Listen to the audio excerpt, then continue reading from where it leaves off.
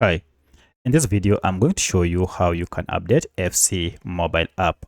By updating your FC mobile app, you'll be able to get the latest features that comes with this football app and also fix any issues that might be related to your app. If this video helps, please like and subscribe.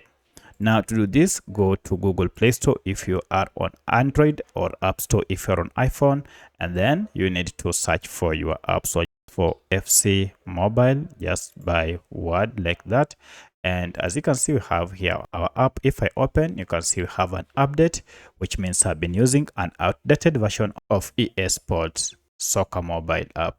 To update, just tap on update, and this will download the latest version of this app and then install it on your smartphone. Once the app has been installed, now you can go ahead and open your FC mobile app to start using the latest version of this app. So that's how you can update your FC mobile app. If you have any other question, kindly let me know in the comment section. Otherwise, thanks for watching and let's meet in the next video.